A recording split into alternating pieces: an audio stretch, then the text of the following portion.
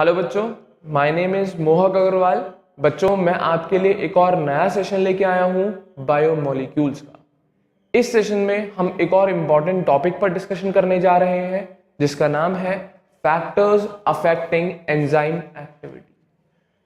अभी तक मैंने आप लोगों को एंजाइम के काम करने का तरीका बता दिया और किस कारण की वजह से कोई एंजाइम किसी केमिकल कन्वर्जन की रेट को बहुत ज्यादा हाई क्यों कर देता है, इसका भी मैंने आपको रीजन बता दिया। असल में एंजाइम का एक ही काम होता है बेटा कि किसी पर्टिकुलर केमिकल रिएक्शन को एक ऑल्टरनेटिव इजी पाथ प्रोवाइड कराने का। पॉजिटिव कैटलिस्ट या पॉजिटिव एंजाइम्स का मेन यही काम होता है बेटा, ठीक है ना, कि कोई केमिकल रिएक्शन चल रही है किसी पाथ के थ्रू, उस पाथ को वो चेंज करके और आसान कर दे जिससे सबस्ट्रेट इजीली जल्दी से प्रोडक्ट में कन्वर्ट हो जाए। तो एंजाइम केवल रिएक्शन के पाथ को बदलता है और उस पाथ को और भी ज्यादा आसान बना देता है जितना वो इनिशियली नहीं था। क्लियर है? तो अब हम बात करेंगे इस सेशन पे कि असल में वो कौन से फैक्टर्स हैं जो एंजाइम पर इफेक्ट डालते हैं। रिएक्शन पर तो कौन इफेक्ट डाल रहा है? एंजाइम। अब हम बात करेंगे उन फैक्टर्स की या उन कंडीशंस की जो एंजाइम के काम करने पे या एंजाइम की एक्टिविटी पे। क्या है एंजाइम की एक्टिविटी? रिएक्शन में रेट को बढ़ाना, वो एंजाइम का काम करने का तरीका, वही तो है एंजाइम की एक्टिविटी। अब हम वो फैक्टर्स पढ़ेंगे आज के सेशन में जो इस एंजाइम के एक्टिविटी पे सीधा सीधा इफेक्ट डालेंगे। तो ध्यान से सुनना, इंपॉर्टेंट सेशन है, थोड़ा कंसेप्चुअल है। मैंने बोला है एंजाइम वाला पार्ट पूरा ही कंसेप्ट बेस्ड है क्योंकि आपके केमिस्ट्री के एक चैप्टर है केमिकल काइनेटिक्स, थोड़ा बहुत उनसे रिलेटेड है ये कंसेप्ट, ठीक है ना। केमिस्ट्री में भी आता है एंजाइम वाला टॉपिक डिटेल में, बट हम लोगों को जो दे रखा है बायोलॉजिकल के पॉइंट ऑफ व्यू से मैं उतना ही डिस्कस करूंगा। केमिस्ट्री यहाँ पर इंक्लूड ज्यादा नहीं करेंगे, थोड़ी बहुत इंक्लूड जरूर करूंगा, ठीक है ना। तो हम बात कर रहे हैं फैक्टर्स अफेक्टिंग एंजाइम एक्टिविटी। उम्मीद करूंगा अपनी अपनी एनसीईआरटी जरूर निकाल ली होगी आप लोगों ने। क्लियर है? तो सुनिएगा जरा, क्या एंजाइम पे जो इफेक्ट डालने वाले फैक्टर्स हैं वो कौन कौन है, वो सारी चीजें मैं बता रहा हूं एक एक करके। क्या the activity of an enzyme can be affected by change in the conditions which can alter the tertiary structure of the protein। मैंने आपको पहले ही बताया एंजाइम में जो मेन स्ट्रक्चर होता है वो उसका होता है टर्शरी स्ट्रक्चर, क्योंकि प्रोटीन के प्राइमरी, सेकेंडरी, टर्शरी, क्वाटरनरी ये सब स्ट्रक्चर मिलते हैं, बट एंजाइम आपको पता है एक प्रोटीन है और एंजाइम में जो टर्शरी स्ट्रक्चर होता है वही सबसे इंपॉर्टेंट होता है क्योंकि इसी स्ट्रक्चर में एक्टिव साइट्स मिलती है, इसी टर्शरी स्ट्रक्चर में हमें एक्टिव साइट्स मिलती है। तो एंजाइम एक प्रोटीन है और मेनली उसका जो स्ट्रक्चर इंपॉर्टेंट है एंजाइम एक्टिविटी के लिए वो है उसका टर्शरी स्ट्रक्चर। क्लियर है? क्यों? क्योंकि इसी स्ट्रक्चर में एक्टिव साइट्स बनी हुई होंगी। क्लियर है? तो हम कंडीशंस बदलेंगे तो डेफिनेटली एंजाइम क्या है, एक प्रोटीन है तो प्रोटीन बोल दे रहा हूं, तो एंजाइम के एक टर्शरी स्ट्रक्चर पर फर्क पड़ेगा, तभी एंजाइम अपनी फंक्शन या एक्टिविटी में वेरिएशन या उसमें चेंजेस शो कर रहा होगा। क्लियर है? अब वो कौन सी कंडीशंस हैं जो ऐसा करा देती है कि प्रोटीन या एंजाइम के, एक ही बात है, प्रोटीन के टर्शरी स्ट्रक्चर में चेंजेस ला दे, तो वो कंडीशन सुनना। तो उन कंडीशंस में सबसे पहले आता है टेम्परेचर, दूसरा पीएच, तीसरा change in the substrate concentration and fourth binding of a specific chemical that regulates it activity. तो ये चार कंडीशन सबसे ज्यादा मेजर रिस्पॉन्सिबल है एंजाइम की एक्टिविटी पे इफेक्ट डालने के लिए। क्लियर है? कौन कौन से? Temperature, pH, change in substrate concentration या binding of a specific chemical that regulates enzyme activity. Clear है? हाँ या ना? अब ये असल में फोर्थ पॉइंट को आप ब्रैकेट में मेंशन कर सकते हो, इनहिबिटर्स।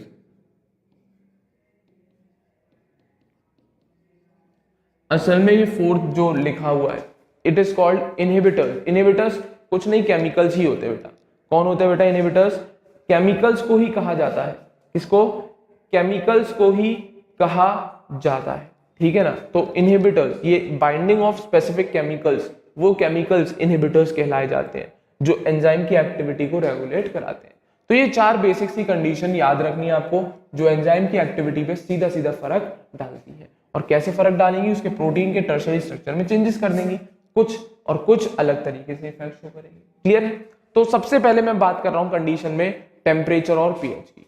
कि असल में टेम्परेचर और पीएच का क्या इफेक्ट रहता है एंजाइम के ऊपर। तो सुनना जरा, क्या इफेक्ट रहता है। Enzyme generally function in a narrow range of temperature and pH. तो एंजाइम का बेटा जो काम होता है वो एक नैरो रेंज रहती है, चाहे वो टेम्परेचर की हो चाहे वो पीएच की हो। छोटी मोटी, जैसे मान लो रूम टेम्परेचर की बात कर लूं मैं, तो 20 से 30 डिग्री सेल्सियस तक के बीच में एंजाइम अच्छा काम कर रहा है, या 27 डिग्री सेल्सियस से लेकर 30 डिग्री सेल्सियस तक 30 डिग्री सेल्सियस तक एंजाइम काम कर रहा है। तो एक छोटी नैरो रेंज है। हम ये नहीं ले सकते कि 0 डिग्री सेल्सियस से लेकर 100 डिग्री सेल्सियस तक एंजाइम काम करेगा, ये बहुत ब्रॉड रेंज हो गई। हम लोगों को छोटी छोटी रेंज पता होती है, कोई भी एंजाइम टू एंजाइम वेरी करेगी डेफिनेटली। किसी एंजाइम के लिए कुछ छोटी सी रेंज होगी, दूसरे एंजाइम के लिए कुछ और छोटी रेंज होगी टेम्परेचर या उसके पीएच की। तो ये बहुत इंपॉर्टेंट फंक्शन है, ये बहुत इंपॉर्टेंट कंडीशन है एंजाइम के लिए कि वो एक नैरो रेंज के टेम्परेचर और एक नैरो रेंज के पीएच में ही काम करता है, और एक ऐसा टेम्परेचर और प्रेशर भी मिलता है जिस पर एंजाइम की एक्टिविटी बहुत भयंकर तेज।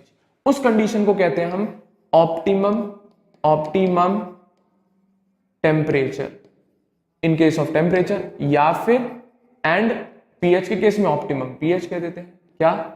Optimum pH. ठीक है ना, तो ये कंडीशन याद रखेंगे। तो पहली बात, एक तो नैरो रेंज में काम करते हैं, और दूसरी बात, हर एंजाइम के लिए एक ना एक ऐसा टेम्परेचर होगा और एक ना एक ऐसी पीएच होगी जहां पर वो अपनी एक्टिविटी में मैक्सिमम इफेक्ट शो कर रहा होगा। मतलब उसकी एक्टिविटी कुछ भयंकर, बहुत ज्यादा एक्टिव हो जाता है इस पर्टिकुलर टेम्परेचर और इस पर्टिकुलर पीएच पर। अब हर एंजाइम के लिए इनकी वैल्यूज अलग अलग होती है। कोई एंजाइम है जिसके लिए 27 डिग्री सेल्सियस और 7 पीएच ऑप्टिमम कंडीशन। ऑप्टिमम मतलब जहां पर एंजाइम अपनी एक्टिविटी मैक्सिमम शो करे। क्लियर है? और वैसे ही इनकी रेंज छोटी रहती है, और ऊपर से मैंने एक ऑप्टिमम कंडीशन और बता दी। तो ये एक पर्टिकुलर टेम्परेचर की वैल्यू होगी, ये रेंज नहीं होगी। रेंज में काम करेगा, ठीक है, पर ये वो पर्टिकुलर टेम्परेचर और ये वो पर्टिकुलर पीएच है जहां पर एंजाइम की एक्टिविटी बिल्कुल मैक्सिमम हो जाती है। क्लियर है? हाँ या ना? तो वही लिखा है, each enzyme shows the highest activity at a particular temperature and pH called the optimum temperature and optimum pH। तो भले ही इसके पास एक रेंज है छोटी, बट उसमें भी हम लोग एंजाइम की हाईएस्ट एक्टिविटी उसके ऑप्टिमम टेम्परेचर और उसके ऑप्टिमम पीएच पर ऑब्जर्व करते हैं। ना टेम्परेचर कम पे ना टेम्परेचर ज्यादा, इसी तरीके से ना पीएच कम पे ना पीएच ज्यादा, एग्जैक्ट उसी टेम्परेचर पे और एग्जैक्ट उसी पीएच पर ही एंजाइम की एक्टिविटी बहुत हाई देखने को मिलेगी। और इसकी एक्टिविटी में इस टेम्परेचर और इस पीएच से चेंज करेंगे तो उसकी एक्टिविटी में इफेक्ट पड़ेगा, डेफिनेटली दोनों डायरेक्शन में कम होगी। तो मान लो मैंने एंजाइम के लिए ऑप्टिमम टेम्परेचर बोल दिया 27 डिग्री सेल्सियस। क्लियर है? अगर मैं अब टेम्परेचर बढ़ाऊंगा या टेम्परेचर घटाऊंगा तो दोनों डायरेक्शन में एंजाइम की एक्टिविटी डिक्रीज करेगी। अब इसी तरीके से मैंने एंजाइम की पीएच बोल दी 5.8 मान ले। अब अगर मैं पीएच बढ़ाऊंगा या पीएच घटाऊंगा तो एंजाइम की एक्टिविटी दोनों डायरेक्शन में घटेगी। तो ऑप्टिमम टेम्परेचर और प्रेशर वो कंडीशन, पीएच वो कंडीशन है जहां पर एंजाइम अपनी मैक्सिमम एक्टिविटी या हाईएस्ट एक्टिविटी शो करता है। तो वही लिखा है, activity declines both below and above the optimum values. तो चाहे वो टेम्परेचर की हो चाहे वो पीएच की हो। तो अगर हम ऑप्टिमम वैल्यूज से ज्यादा करते हैं या कम करते हैं, दोनों ही कंडीशन में एंजाइम की एक्टिविटी में डिक्रीमेंट शो करते हैं। तो ये एक तरीके से मैक्सिमम वैल्यू हो गई, हाँ या ना? और इससे कम और इससे कम, इस तरीके का ग्राफ बनेगा, भी आगे दिखाऊंगा। ठीक है ना? तो एक ऑप्टिमम टेम्परेचर और पीएच पर ही एंजाइम अपनी मैक्सिमम एक्टिविटी शो करता है, और चाहे आप टेम्परेचर प्रेशर को बढ़ाओ चाहे घटाओ, दोनों डायरेक्शन में एक्टिविटी घटती ही जाती है किसी भी एंजाइम की। क्लियर है? हाँ या ना? अब ऐसा क्यों होता है? तो टेम्परेचर के टर्म्स में सुना दिया, यहां पर टेम्परेचर के टर्म्स में एक्सप्लेन किया गया है। क्या?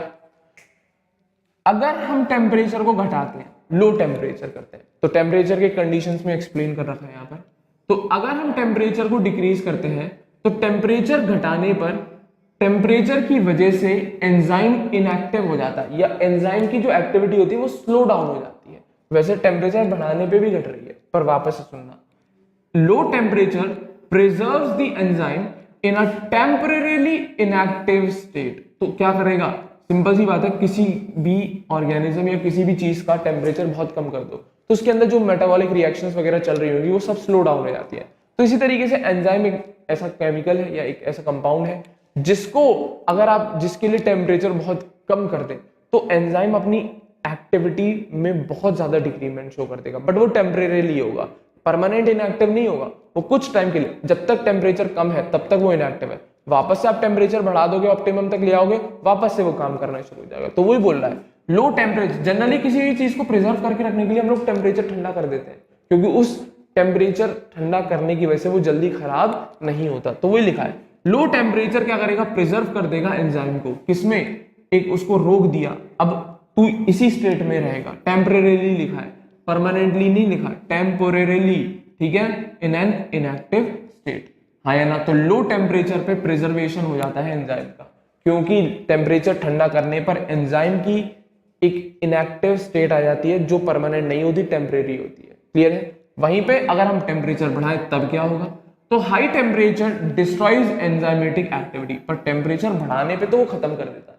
रीजन, क्योंकि टेम्परेचर बढ़ाएंगे तो प्रोटीन का डीनेचुरेशन हो जाता है। बेटा protein is always affected by heat, heat करोगे ना तो प्रोटीन डीनेचर हो जाता है। डीनेचर मतलब वो जो कॉम्प्लेक्स टर्शरी स्ट्रक्चर होगा ना प्रोटीन का, वो टूट टूट के छोटे छोटे स्ट्रक्चर्स में डिवाइड हो जाएगा, जैसे प्राइमरी स्ट्रक्चर में कन्वर्ट हो जाएगा। तो इन शॉर्ट टेम्परेचर बढ़ाने पे, ये मान लो एक टर्शरी स्ट्रक्चर है प्रोटीन का, कैसा टर्शरी स्ट्रक्चर है प्रोटीन का, मान लो इस तरीके से तो बनाया था मैंने, हाँ या ना, तो ये टर्शरी स्ट्रक्चर क्या करेगा, टेम्परेचर बढ़ाने पे ये प्रोटीन का टर्शरी स्ट्रक्चर टूट के छोटे छोटे छोटे छोटे प्राइमरी स्ट्रक्चर्स में कन्वर्ट हो जाएगा, इसी को कहते हैं डीनेचुरेशन होना। क्लियर है? तो टेम्परेचर बढ़ाने के साथ क्या एंजाइम की एक्टिविटी डिस्ट्रॉय हो जाती है, खत्म हो जाती है। रीजन क्यों, बिकॉज प्रोटीन्स, जो एंजाइम क्या है, प्रोटीन ही तो है, प्रोटीन्स आर डिस्ट्रॉयड या डीनेचर्ड, बोलो not destroyed, proteins are denatured by heat. हमेशा ध्यान रखना, कोई भी प्रोटीन हो, जरूरी नहीं है वो एंजाइम ही हो, अगर नॉर्मल प्रोटीन भी है ना, आप उसे हीट करोगे तो हीट करने पर उसका डीनेचुरेशन हो जाता है। क्या हो जाता है? डीनेचुरेशन, मतलब उसका जो टर्शरी स्ट्रक्चर या कॉम्प्लेक्स स्ट्रक्चर्स होते हैं वो टूट टूट के सिंपल स्ट्रक्चर ऑफ प्रोटीन में कन्वर्ट हो जाते हैं। इस फिनोमिना को कहते हैं डीनेचुरेशन। तो देखो जरा, टेम्परेचर घटाने पे भी इनएक्टिव हो रहा है वो, और टेम्परेचर बढ़ाने पे तो अपनी एक्टिविटी खो ही देगा। तो दोनों कंडीशन में एंजाइम अपनी एक्टिविटी में डिक्लाइन या कमी शो कर रहा होगा, बट अपनी ऑप्टिमम टेम्परेचर और ऑप्टिमम पीएच पे वो बेहतरीन काम करेगा, वो बिल्कुल बेहतरीन काम करेगा। इसी तरीके से एक टेबल बना रखी टेम्परेचर की, देख जरा ध्यान से, क्या ये कंडीशन आ गई, यहां पर ये टेम्परेचर ये रहा, ठीक है ना, ये एंजाइम एक्टिविटी है, यहां पर हम क्या देख रहे हैं, एंजाइम की एक्टिविटी देख रहे हैं, ये वाई एक्सिस, ये एक्स एक्सिस मान लो, इस पे टेम्परेचर चल रहा है, इसमें एंजाइम की एक्टिविटी आ रही है, ये मान लो यहाँ पर वापस से आ गया एंजाइम एक्टिविटी, ठीक है ना, हाँ या ना, तो इस पे टेम्परेचर देख रहे हैं, इस पे एंजाइम एक्टिविटी देख रहे हैं। क्लियर है ना? तो ये कंडीशन पे एंजाइम की एक्टिविटी मैक्सिमम है, हाँ या ना, और ये टेम्परेचर को हम कहेंगे टेम्परेचर ऑप्टिमम, ठीक है ना, ऑप्टिमम टेम्परेचर है, टीओपी लिख लो शॉर्ट में, टेम्परेचर ऑप्टिमम टेम्परेचर है, ठीक है ना, क्योंकि इस कंडीशन पर, इस टेम्परेचर पर एंजाइम की एक्टिविटी बिल्कुल भयंकर मैक्सिमम है। क्लियर है? अब मैंने टेम्परेचर चाहे डिक्रीज करूं चाहे टेम्परेचर इंक्रीज करूं, तो दोनों कंडीशन में एंजाइम की एक्टिविटी घटेगी। टेम्परेचर घटाने पे एंजाइम प्रिजर्व हो जाएगा, टेम्परेरीली इनएक्टिव स्टेट में चला जाएगा, और टेम्परेचर बढ़ाने पे प्रोटीन की डीनेचुरेशन होगी और एंजाइम की एक्टिविटी डिस्ट्रॉय हो जाएगी। तो टेम्परेचर का इफेक्ट तो मेरे ख्याल से क्लियर होगा, ठीक है ना, हाँ या ना। अब पीएच की बात करें हम, तो पीएच पे कैसे डिपेंड किया, तो वो सुनना ध्यान से। अब बात आती है पीएच की, तो टेम्परेचर की तो कंडीशन है ऑप्टिमम, यहां पर इसको तो मेंशन कर ही दूं मैं, टीओपी शॉर्ट में, ठीक है ना, इस पॉइंट को मार्क कर दिया मैंने, ठीक है। अब बात आती है पीएच पे, पीएच पे कैसे फर्क पड़ता है, पीएच की वजह से कैसे डिपेंड करती है एंजाइम की एक्टिविटी, वो सुनना जरा, वो भी इजी है, इंपॉर्टेंट है, ध्यान से सुनिएगा। देखो भाई, पीएच का इफेक्ट देखना, तो ये वही कंडीशन, यहां पर एंजाइम एक्टिविटी मैक्सिमम, तो ये जो पीएच मिलेगी हमें ऑप्टिमम पीएच मिलेगी, ठीक है ना। अब मैं चाहे पीएच को बढ़ाऊंगा चाहे घटाऊंगा, एंजाइम एक्टिविटी यहां पर भी डिक्रीज करेगी, यहां पर भी डिक्रीज करेगी। अब रीजन सुनना जरा, बहुत सिंपल है, टेम्परेचर का तो क्लियर होगा, यहां पर वो प्रिजर्व करके रख देता है, उसकी एक्टिविटी को स्लो कर देता है, इनएक्टिव स्टेट में उसे प्रिजर्व कर देता है, पकड़ के रख देता है, जिस वजह से एंजाइम अपना काम नहीं कर पाता। तो टेम्परेचर बढ़ाने में प्रोटीन डीनेचर हो जाता है, जिससे वो काम नहीं कर पाता। अब पीएच का इफेक्ट सुनना बेटा, चाहे आप पीएच बढ़ाओगे चाहे घटाओगे, तो पीएच के चेंज करने की वजह से इस एंजाइम की शेप या एक्टिव साइट में चेंजेस आ जाते हैं। क्योंकि सिंपल सी बात है, एंजाइम क्या है, एक प्रोटीन है। जैसे ये मान लो एक ग्रुप लगा दिया मैंने, ये प्रोटीन का एक नॉर्मल स्ट्रक्चर बना दे रहा हूं, ठीक है ना, एक प्रोटीन का ऐसे ही स्ट्रक्चर बना दे रहा हूं, बेसिक कोई भी हो सकता है, ठीक है ना। तो प्रोटीन में पीएच चेंज करोगे तो कभी तो ये वाला एचाइन लूज हो जाएगा, कभी यहाँ पर एचाइन आ जाएगा, कभी ज्वेटराइन की कंडीशन आ जाएगी। क्योंकि पीएच चेंज करने की वजह से अमीनो एसिड पे जो चार्ज क्रिएट होता है वो वेरी करता है, डेफिनेटली वेरी करता है।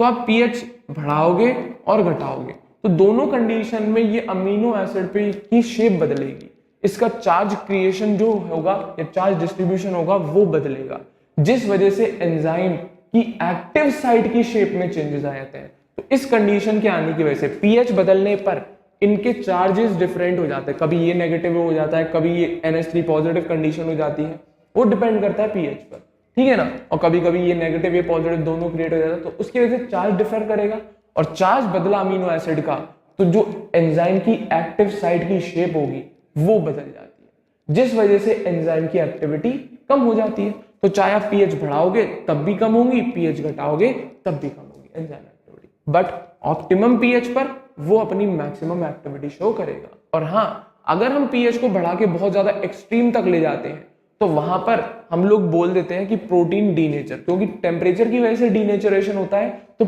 एक्सट्रीम वैल्यूज ऑफ पीएच की वजह से भी बेटा प्रोटीन के स्ट्रक्चर में डीनेचुरेशन देखा जाता है, उसके टर्शरी स्ट्रक्चर टूट टूट के छोटे छोटे प्राइमरी स्ट्रक्चर में कन्वर्ट हो जाता है। तो यहाँ पर ये कंसेप्ट, यहाँ पर बात करते हैं प्रिजर्व होने की और डीनेचर होने की, यहाँ पर हम बात करते हैं पीएच के बदलने की वजह से, चार्ज वेरिएशन आने की वजह से, एंजाइम की एक्टिव साइट की शेप बदलने की वजह से एंजाइम की एक्टिविटी में चेंज आता है। तो दोनों कंडीशन में केवल ऑप्टिमम पीएच पर ही एंजाइम अपनी मैक्सिमम एक्टिविटी शो कर पाएगा। तो ये बात थी भैया टेम्परेचर एंड प्रेशर। तो पहला आपका फैक्टर या कंडीशन जो एंजाइम की एक्टिविटी पे सीधा सीधा इफेक्ट डालता है, ठीक है ना। तो उम्मीद करूंगा ये दोनों ग्राफ क्लियर होंगे आपको। अब वो ग्राफ किसका बनना है, वो दूसरी कंडीशन का ग्राफ बनना है बेटा, जब हम सबस्ट्रेट की कंसंट्रेशन पे देखेंगे एंजाइम की एक्टिविटी। यहां पे मैंने लिखा है वेलोसिटी ऑफ रिएक्शन, मेरे ख्याल से एंजाइम की एक्टिविटी पे डिपेंड करती है वेलोसिटी। एंजाइम जितना अच्छा काम करेगा रिएक्शन उतनी फास्ट होगी, रेट ऑफ रिएक्शन उतनी तेज होगी। तो वेलोसिटी क्या होती है, रेट ही तो होती है। Velocity of a reaction means rate of reaction, हाँ है ना। बस शर्त क्या है, वेलोसिटी हम तब मेंशन करते थे जब हम किसी पर्टिकुलर डायरेक्शन में ऑब्जर्व कर रहे होते हैं। क्लियर है, हाँ या ना। तो अब इस ग्राफ को अभी समझाएंगे, पहले हम टॉपिक पढ़ते हैं। क्या, कंसंट्रेशन ऑफ सबस्ट्रेट, दूसरी कंडीशन जो अफेक्ट डालता है एंजाइम की एक्टिविटी। क्या, ध्यान से सुनना, कोई रिएक्शन हो रही है, substrate converts into product in presence of enzyme, मान लो, ठीक है। तो अब सुनना, with the increase in substrate concentration the velocity of the enzymatic reaction rises at first। तो सिंपल सी बात, अगर मैं रिएक्शन में सबस्ट्रेट ऐड करता जाऊं, इसकी कंसंट्रेशन बढ़ जाएगी, और इसकी कंसंट्रेशन बढ़ी तो ये एंजाइम इन सबस्ट्रेट को सब प्रोडक्ट बनाएगा। तो प्रोडक्ट की कंसंट्रेशन बढ़ी तो रेट बढ़ेगी नहीं बढ़ेगी, क्योंकि क्या रेट थी, dP/dt, ये तो रेट थी।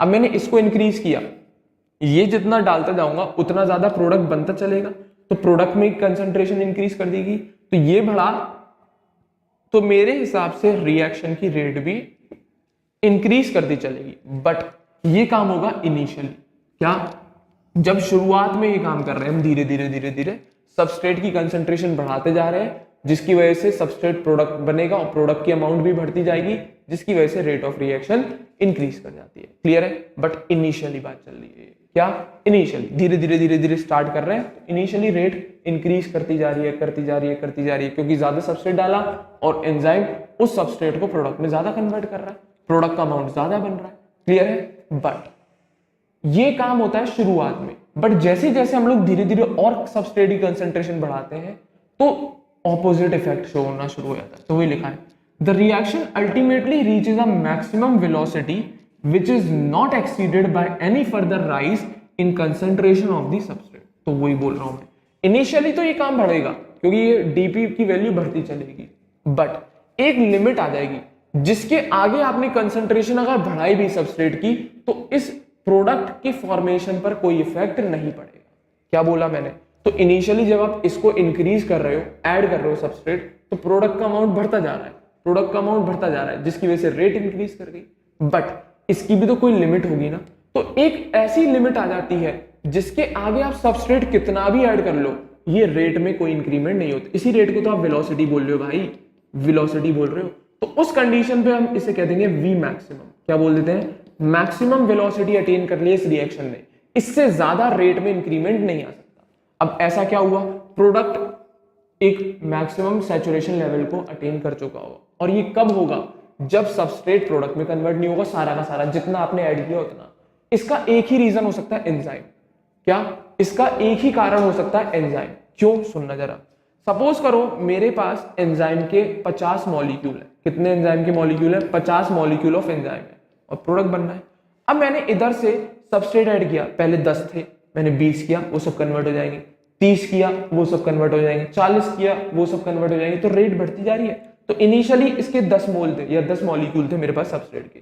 उन 10 मॉलिक्यूल को ये 50 मॉलिक्यूल एंजाइम आसानी से कन्वर्ट कर सकते। अब 50 तो यूज करेगा नहीं, 10 सबस्ट्रेट 10 एंजाइम को तो यूज करके कन्वर्ट हुआ प्रोडक्ट में, ठीक है। अब मैंने और ऐड कर दिए, तो अब ये बढ़ के 20 मॉलिक्यूल हो गए। फिर और ऐड कर दिए, फिर ये 30 मॉलिक्यूल हो गए। फिर और ऐड कर दिया, ये 40 मॉलिक्यूल के पास पहुंच गए। फिर और ऐड करा मैंने, ये पहुंच गए 50 मॉलिक्यूल के पास। तो अब आपके पास 50 मॉलिक्यूल सबस्ट्रेट के हैं और 50 मॉलिक्यूल एंजाइम के। तो आसानी से ये 50 मॉलिक्यूल प्रोडक्ट के बन जाएंगे, मान लो यार, ठीक है ना। बट अब इस कंडीशन में ये मैक्सिमम वेलोसिटी पे पहुंच गया। मतलब ये सबस्ट्रेट की वो कंसंट्रेशन है जिसके आगे मैं अगर इंक्रीमेंट करूंगा सबस्ट्रेट का तो मेरी रेट में कोई फर्क नहीं आएगा, क्योंकि यहां पर मैक्सिमम वेलोसिटी या मैक्सिमम रेट अचीव हो चुकी होगी। क्लियर है? क्यों? बेसिक सा एक ही रीजन है। क्यों? सुनना जरा। क्योंकि सबस्ट्रेट की वो कंसंट्रेशन है जो एंजाइम के लगभग बराबर है। मतलब एंजाइम के जितने मॉलिक्यूल्स हैं उतने ही सबस्ट्रेट के मॉलिक्यूल्स हैं। अगर मैं सबस्ट्रेट इसके आगे इंक्रीज करता हूं, अगर मैंने इसको 50 से कहां तक पहुंचा दिया? 60 तक पहुंचा दिया, तो क्या मेरे पास उतने एंजाइम हैं जो इसको 60 के 60 प्रोडक्ट में कन्वर्ट कर देंगे क्या? हाँ या ना? तो सुनना जरा।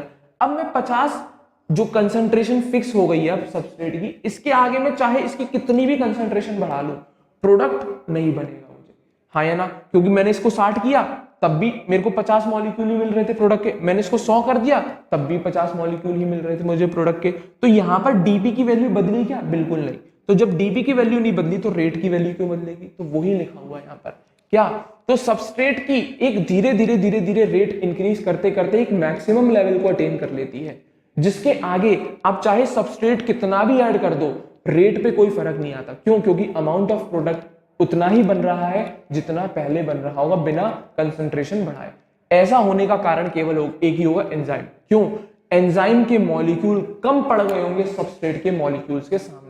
ऐसा तभी हो सकता है जब एंजाइम के कंसंट्रेशन कम हो गई होगी और सबस्ट्रेट की कंसंट्रेशन आपने ज्यादा कर दी होगी, क्योंकि एंजाइम ही सबस्ट्रेट को प्रोडक्ट में कन्वर्ट कर रहा है। तो मैंने सबस्ट्रेट की कंसंट्रेशन बढ़ा दी 60, पर एंजाइम तो उतने ही है। तो भाई जितने एंजाइम है वो अपने बराबर ही तो सबस्ट्रेट को जोड़ के रख पाएगा। अपने बराबर जितने सबस्ट्रेट जुड़ेंगे उतने ही तो प्रोडक्ट बनेगा। एक्स्ट्रा बच गए तो बचे रहेंगे। हाँ या ना? तो वही मैं बात करने जा रहा हूं। क्या? एक लिमिट होती है हर रिएक्शन की। तो यहां पर लिमिट लाने का कारण कौन है? एंजाइम। क्योंकि एंजाइम के मॉलिक्यूल नहीं बढ़ रहे। किसके मॉलिक्यूल बढ़ाए आपने? सबस्ट्रेट के। तो एक्स्ट्रा मॉलिक्यूल को तो वो एंजाइम वैसे भी नहीं ले जाएगा। क्यों? क्योंकि अब एंजाइम की कंसंट्रेशन कम हो गई, सबस्ट्रेट की कंसंट्रेशन ज्यादा। तो एंजाइम तो अपने अकॉर्डिंग ही बांध पाएगा उन मॉलिक्यूल्स को। तो वही लिखा है। तो अब ये एक ऐसी कंडीशन है जहां पर रिएक्शन ने मैक्सिमम वेलोसिटी अटेन कर ली है। अब इसके आगे सबस्ट्रेट कितना भी ऐड कर लो, रेट ऑफ रिएक्शन या वेलोसिटी ऑफ रिएक्शन पे कोई फर्क नहीं पड़ेगा। तो वही लिखा है, the reaction ultimately reaches a maximum velocity which is not exceeded by any further rise in concentration of substrate. Reason? This is because the enzyme molecules are fewer or less than the substrate molecules, and after saturation of these molecules there are no free enzyme molecules to bind with the additional substrate molecules. तो वही है कि enzyme molecules कम है substrate के molecules के साथ। तो जब इस एंजाइम ने 50 मॉलिक्यूल ऑफ सबस्ट्रेट को बाइंड कर लिया तो यहां पर कंसंट्रेशन अब कितनी कर दी आपने? 60 कर दी है। कितनी कर दी अब कंसंट्रेशन? 60। तो अब ये एंजाइम कितने हैं? 50 मॉलिक्यूल और सबस्ट्रेट कितने? 60 मॉलिक्यूल। तो एंजाइम ने इस सबस्ट्रेट के 50 मॉलिक्यूल को बाइंड कर लिया होगा। अब जब ये 50 मॉलिक्यूल को बाइंड कर लेगा तो इसके कितने मॉलिक्यूल बचे रह जाएंगे? 10। तो उन एक्स्ट्रा एडिशनल सबस्ट्रेट के मॉलिक्यूल्स को बाइंड करने के लिए आपके पास एंजाइम ही नहीं है। उन एडिशनल सबस्ट्रेट के मॉलिक्यूल्स को बाइंड करने के लिए आपके पास एंजाइम ही नहीं है, जिस वजह से रिएक्शन की रेट अब फिक्स हो गई। किसके बराबर? V maximum. क्योंकि आप कितना भी आप सबस्ट्रेट ऐड कर लो, वो सब एडिशनल सबस्ट्रेट है और उस पर कोई फर्क नहीं पड़ेगा। रीजन, एंजाइम की मात्रा आपके पास लिमिटेड है, कम है। आप एंजाइम थोड़ी ऐड कर रहे हो, आप सबस्ट्रेट ऐड कर रहे हो, तो एंजाइम की कैपेबिलिटी या एंजाइम के मॉलिक्यूल्स कम रह जाएंगे सबस्ट्रेट के मॉलिक्यूल्स की वजह से, जिसकी वजह से एंजाइम के अंदर सैचुरेशन आ जाएगा। क्योंकि एंजाइम के 50 मॉलिक्यूल ने पकड़ लिए 50, अब उसको आगे की तो जरूरत है नहीं, वो उन्हें 50 को प्रोडक्ट में कन्वर्ट कर देगा। तो जो एडिशनल है वो बचे रह गए, तो रेट तो फिक्स हो गई ना, क्योंकि प्रोडक्ट तो उतना ही बनेगा जितना सबस्ट्रेट एंजाइम से जुड़ा हो। 50 मॉलिक्यूल जोड़े तो 50 मॉलिक्यूल ही प्रोडक्ट के बनेंगे। अब भले ही आपने 60 लिए हो सबस्ट्रेट के मॉलिक्यूल्स, चाहे 70 लिए हो, चाहे 80 लिए हो, चाहे 100 लिए हो, कोई फर्क नहीं पड़ेगा। मेरे ख्याल से पकड़ पा रहे होंगे मेरी बात। क्या? बिकॉज एंजाइम के मॉलिक्यूल कम है, इस वजह से रेट ऑफ रिएक्शन फिक्स हो गई। तो अल्टीमेट रिजल्ट है, इनिशियली तो बढ़ेगा क्योंकि इनिशियली एंजाइम के मॉलिक्यूल ज्यादा है, इनिशियली में कोई फर्क नहीं पड़ेगा। क्योंकि दिमाग लगा जरा, मैंने पहले बता दिया आपको, क्या इनिशियली एंजाइम के मॉलिक्यूल मैंने स्टार्टिंग से 50 लेके चला हूं मैं एंजाइम, ठीक है। इनिशियली ये 10 थे, चल सारे के सारे यूज कर लेगा।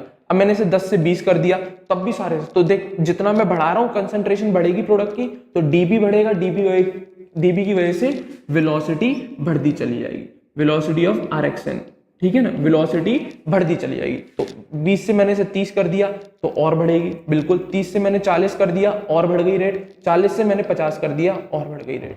तो ये वो कंसंट्रेशन है, ये 50 वो कंसंट्रेशन है जहां पे ये V रिएक्शन क्या बन जाएगा? V maximum.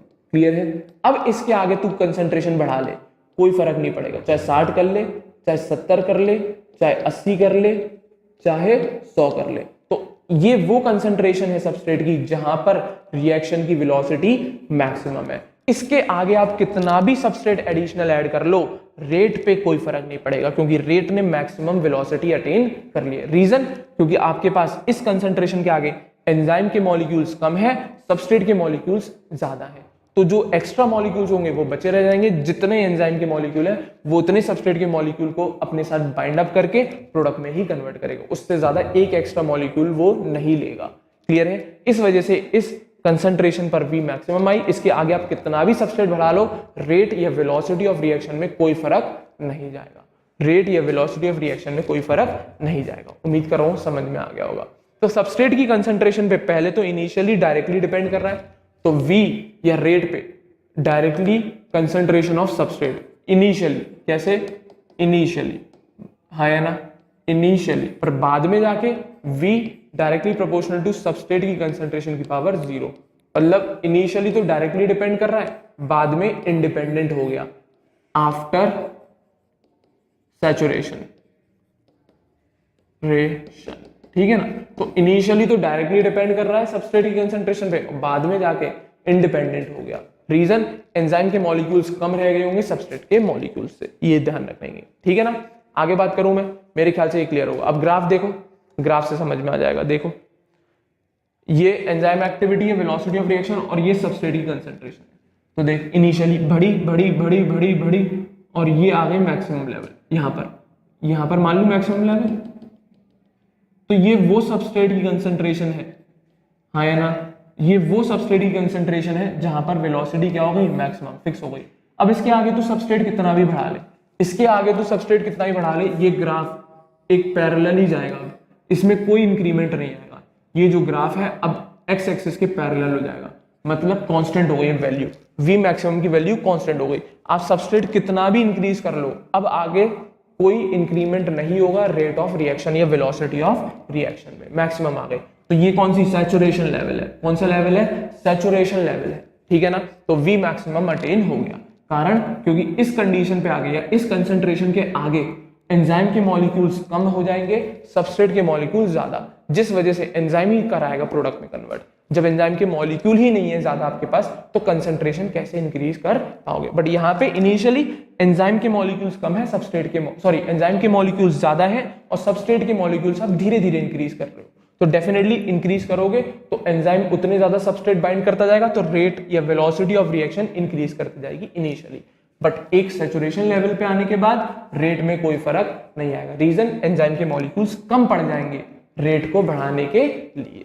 और एक Km ये कंसंट्रेशन एक है जहां पर जो मैक्सिमम वेलोसिटी है उसकी जस्ट हाफ वैल्यू होती है। क्लियर है? तो इस Km ये और कुछ नहीं, सबस्ट्रेट की कंसंट्रेशन है, हाँ है ना। इसको हम कहते हैं मिशेल-मेंटम कांस्टेंट। क्या? Michel-mentum constant. क्लियर है? क्या? Michels-mentum constant. मैं लिख दे रहा हूं, क्या? मिशेल्स-मेंटम कांस्टेंट बहुत इंपॉर्टेंट है। ये और कुछ नहीं, कंसंट्रेशन है, ये और कुछ नहीं, ये कंसंट्रेशन है, ठीक है ना। मिशेल्स-मेंटम कांस्टेंट, या आप मिशेल्स कांस्टेंट लिख सकते हो, हाँ है ना। क्या लिख सकते हैं आप? मिशेल्स कांस्टेंट, मिशेल्स कांस्टेंट लिख लो, आगे कांस्टेंट लगा लेना आप लोग, ठीक है। मिशेल्स-मेंटम कांस्टेंट, ये और कुछ नहीं, it is the concentration of substrate, it is the, ये Km क्या है? ये जो वो वैल्यू है किसकी? कंसंट्रेशन है सबस्ट्रेट की, मिशेल्स-मेंटम कांस्टेंट। क्या? ये वो कंसंट्रेशन है सबस्ट्रेट की, ये वो कंसंट्रेशन है सबस्ट्रेट की जिस कंसंट्रेशन पे जो वेलोसिटी ऑफ रिएक्शन है उसकी वैल्यू मैक्सिमम वेलोसिटी की जस्ट हाफ है। तो वो concentration of substrate at which rate of या velocity of reaction is just half the maximum velocity. Clear है? हाँ या ना। तो ये वो कंसंट्रेशन ऑफ सबस्ट्रेट है जब जो मैक्सिमम आपने अचीव करी है ना रेट ऑफ रिएक्शन या वेलोसिटी ऑफ रिएक्शन, उसकी जस्ट हाफ वैल्यू आएगी इस कंसंट्रेशन ऑफ सबस्ट्रेट पर। तो ये Km और कुछ नहीं, कंसंट्रेशन है सबस्ट्रेट की, बस यहाँ पे हम कांस्टेंट बोल दे रहे हैं, मिशेल्स-मेंटम कांस्टेंट। क्लियर है माइक? क्या? Michels-mentum constant, it is a concentration of substrate at which velocity of reaction is equals to maximum velocity by 2, या half of maximum velocity। Clear है? Half of maximum velocity of reaction, बहुत important, याद रखना ये वाली चीज, question आया हुआ है, इंपॉर्टेंट है, ठीक है ना। उम्मीद करूंगा क्लियर होगा कंसंट्रेशन का इफेक्ट। तो इनिशियली तो डायरेक्टली डिपेंड कर रहा है और मैक्सिमम सैचुरेशन आने के बाद इंडिपेंडेंट हो गया सबस्ट्रेट की कंसंट्रेशन पे। Km क्या? माइकल्स-मेंटम कांस्टेंट, जहां पर वो कंसंट्रेशन ऑफ सबस्ट्रेट जिसपे velocity of reaction is equal to the half of maximum velocity, that's it. Clear है? तो ये भाई तीसरा आपका, तीसरा क्या चौथा ही है, मान लो कंसंट्रेशन पे कैसे डिपेंड करता है सबस्ट्रेट की, वो मैंने बता दिया। क्लियर है? अब लास्ट बचा है उन केमिकल्स पे कैसे डिपेंड करती है एक्टिविटी इनहिबिटर्स, जो मैंने लास्ट कंडीशन बताई थी उनकी बात बता रहा हूं कि केमिकल्स पे कैसे डिपेंड करती है एंजाइम की एक्टिविटी। तो सुनना जरा, the activity of an enzyme is also sensitive to the presence of specific chemicals that bind to the enzyme.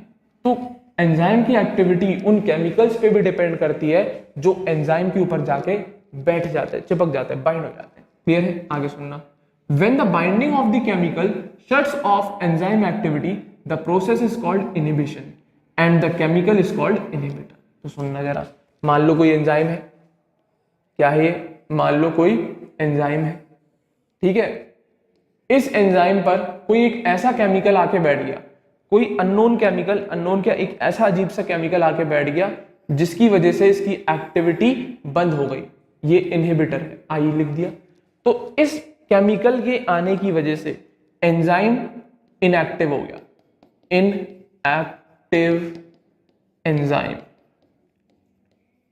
तो हुआ क्यों इनएक्टिव है? बिकॉज एक ऐसा मॉलिक्यूल आके बैठ गया जिसकी वजह से एंजाइम अब अपना काम नहीं कर पा रहा, एक तरीके से शट डाउन कर दिया एंजाइम को इसने।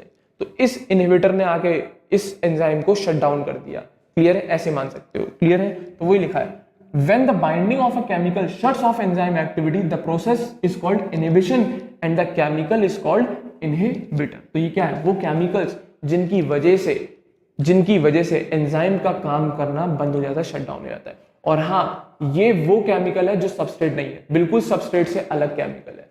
It is not a substrate. अगर सबस्ट्रेट होता तो रिएक्शन हो जाती। ये सबस्ट्रेट का मॉलिक्यूल नहीं है, ये कोई अननोन केमिकल है, कोई दूसरा डिफरेंट केमिकल है जिसने इस एंजाइम को शट डाउन कर दिया। क्लियर है?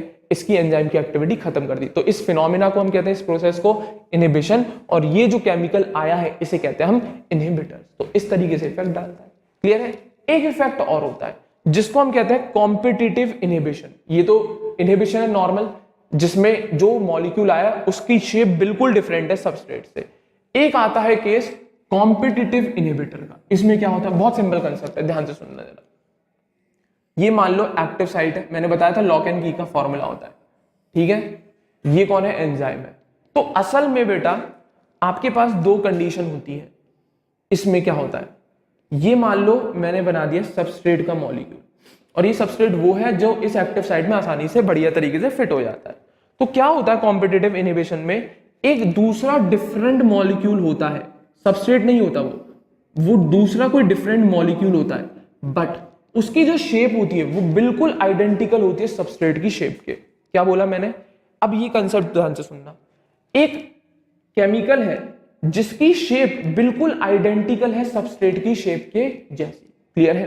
तो अगर ऐसा केस आता है, क्योंकि अगर सिंपल सी बात है ये सबस्ट्रेट जाके बैठेगा तो रिएक्शन हो जाएगी पूरी। क्लियर है? बट अब इसी का एक बहरूपी आ गया, वो सबस्ट्रेट नहीं है, वो कोई डिफरेंट केमिकल है। हमें ये थोड़ी चाहिए, क्योंकि प्रोडक्ट तो ये बनाएगा ना कि ये। तो एक ये ऐसा केमिकल है जिसकी शेप, रंग, रूप, स्वभाव वगैरह सब कुछ बिल्कुल सबस्ट्रेट जैसा है, पर वो खुद सबस्ट्रेट नहीं है। तो अब क्या होगा, अगर इस एक्टिव साइट से सबस्ट्रेट जुड़ेगा तो रिएक्शन हो जाएगी, बट अगर ये इनहिबिटर जुड़ गया सबस्ट्रेट की जगह तो ये रिएक्शन नहीं होगी, क्योंकि हमें ये प्रोडक्ट तो कभी बनाएगा ही नहीं। प्रोडक्ट कौन बनाएगा, सबस्ट्रेट। तो हमें ये अगर हमने इस एंजाइम पे ज्वाइन करा दिया तो रिएक्शन या एंजाइम अपना काम शो नहीं कर पाएगा। तो सुनना जरा, जब ऐसा केस आता है तो इन दोनों में कंपटीशन चलता है कि कौन पहले जाके एक्टिव साइट से जुड़ेगा। क्या, कि कौन पहले एक्टिव साइट से जाकर जुड़ेगा।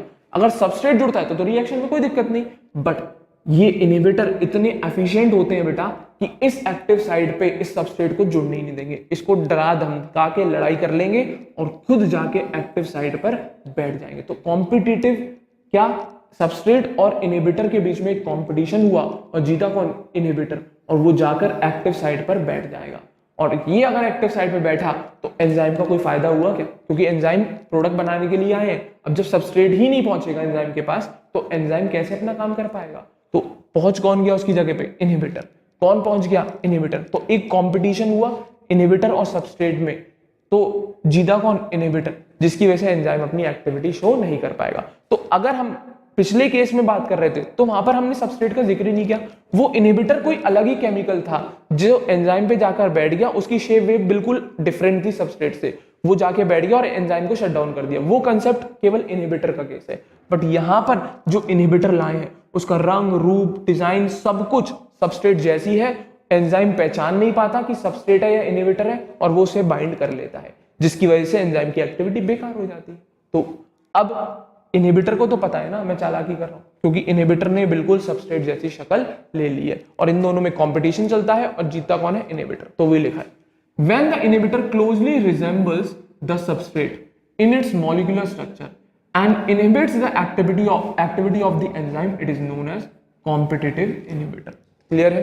तो जब इनहिबिटर बिल्कुल क्लोजली रिजेंबल करता है सबस्ट्रेट को तो इनहिबिटर जाके बाइंड अप हो जाएगा एंजाइम से और एंजाइम की एक्टिविटी को खत्म कर देगा। तो इस टाइप के इनहिबिशन को कहते हैं हम कॉम्पिटिटिव इनहिबिटर।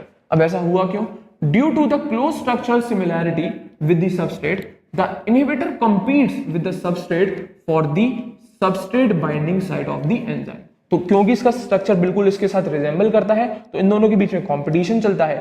काय के लिए? एंजाइम की सबस्ट्रेट बाइंडिंग साइट से बाइंड करने के लिए। और कॉन्सिक्वेंटली क्या होता है? Consequently, the substrate cannot bind and as a result, the enzyme action declines. तो क्या रिजल्ट होता है इनके कंपटीशन का कि इनहिबिटर जाके इस एंजाइम सबस्ट्रेट बाइंडिंग साइट पे बैठ जाता है और सबस्ट्रेट हार जाता है, जिसकी वजह से एंजाइम की एक्टिविटी बेकार हो जाती है। एंजाइम प्रोडक्ट में कन्वर्ट नहीं कर पाता सबस्ट्रेट को। जब सबस्ट्रेट बैठेगा ही नहीं तो प्रोडक्ट में कैसे कन्वर्ट होगा? उसकी जगह बैठ कौन गया? इनहिबिटर, जिसकी शेप, रंग, रूप, स्वभाव, डिजाइन वगैरह सब कुछ सबस्ट्रेट जैसी होती है। तो कंपटीशन हुआ ना यहाँ पर, क्योंकि इनहिबिटर ने सबस्ट्रेट की शेप ले ली तो इन दोनों के बीच में कंपटीशन हुआ, इसीलिए वो इनहिबिशन ही रहा है। बस फर्क ये है, कॉम्पिटिटिव इनहिबिटर कहते हैं हम इसे, या कॉम्पिटिटिव इनहिबिशन कहते हैं। इसका एक बहुत बेहतरीन एग्जांपल है, तो इनहिबिशन ऑफ सक्सिनिक डिहाइड्रोजिनेज, ये एंजाइम है सक्सिनिक डिहाइड्रोजिनेज, जो सक्सिनिक या सक्सिनेट को कन्वर्ट करता है उसके प्रोडक्ट में।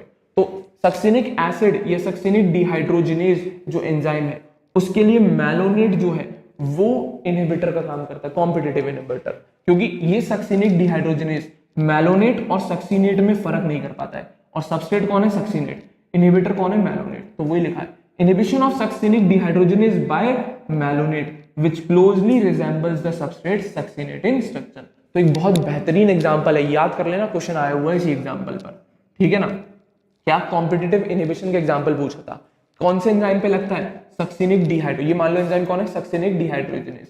मैलोनेट कौन है? ये इनहिबिटर। सक्सिनेट कौन है? ये रहा, ये मैं लिख दे रहा हूं, सक्सिनेट। ये कौन है? मैलोनेट। और ये कौन है? Succinic dehydrogenase.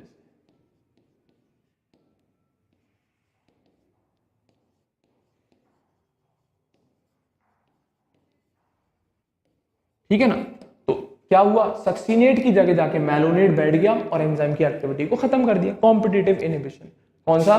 कॉम्पिटिटिव इनहिबिटर का काम कर रहा और प्रोसेस कॉम्पिटिटिव इनहिबिशन। तो ये तभी होगा जब इनहिबिटर क्या साइज, शेप, डिजाइन, नेचर बिल्कुल सबस्ट्रेट जैसा हो जाएगा। तो इन दोनों के बीच में कंपटीशन होगा, काय के लिए? इस सबस्ट्रेट बाइंडिंग साइट से बाइंड करने के लिए। और ये पहुंच नहीं पाता है, ये पहुंच जाता है, जिसकी वजह से एंजाइम की एक्टिविटी बेकार, क्योंकि हमें तो सबस्ट्रेट को प्रोडक्ट में कन्वर्ट करना है, ये थोड़ी प्रोडक्ट बनाएगा। क्लियर है। और जनरली बेटा इस टाइप की कंसेप्ट हम लोग बैक्टीरियल पैथोजन को कंट्रोल करने के लिए यूज करते हैं। तो such competitive inhibitors are often use in the control of bacterial pathogen. Pathogen, अगर बैक्टीरियल पैथोजन आ जाता है बॉडी में, उसको कंट्रोल करने के लिए हम इस टाइप के मैकेनिज्म का यूज करते हैं, कॉम्पिटिटिव इनहिबिटर का, कॉम्पिटिटिव इनहिबिटर का। क्लियर है। बहुत इंपॉर्टेंट कंसेप्ट है, उम्मीद करूंगा पकड़ पाए होंगे मेरी बात को। इनहिबिशन अलग कंसेप्ट है, कॉम्पिटिटिव इनहिबिशन अलग कंसेप्ट है। ठीक है, उम्मीद करूंगा यहां तक सारी बातें क्लियर होंगी। ठीक है, तो ये बात है उन फैक्टर्स की जो एंजाइम एक्टिविटी पे अपना सीधा सीधा इफेक्ट शो करते हैं। क्लियर है। तो वो फैक्टर्स जो एंजाइम एक्टिविटी पे अपना सीधा इफेक्ट शो करते हैं। उम्मीद करूंगा यहां तक सारी चीजें क्लियर होंगी। टेम्परेचर क्लियर होगा, पीएच क्लियर होगी, कंसंट्रेशन सबस्ट्रेट की चेंज होगी तो क्लियर होगा, और last inhibitors and competitive inhibition दोनों क्लियर करा दिए मैंने। उम्मीद करूंगा सारे पॉइंट्स क्लियर हो जाने चाहिए। ठीक है ना। अब इस सेशन को अपन यहीं तक रखते हैं, क्योंकि इंपॉर्टेंट टॉपिक था, इसको एक में मेरे को ही कवर करना था। ठीक है ना। इस सेशन को आगे और टॉपिक्स हम लोग इसमें मिक्स नहीं करेंगे। उम्मीद करूंगा आप लोगों को मेरा ये वीडियो जरूर पसंद आया होगा, तो वीडियो को जरूर लाइक करें और हमारे चैनल अगर बंधु ज्ञान केंद्र को सभी बच्चे जरूर सब्सक्राइब करें। अगले सेशन में मिलता हूं बच्चों। Thank you very much.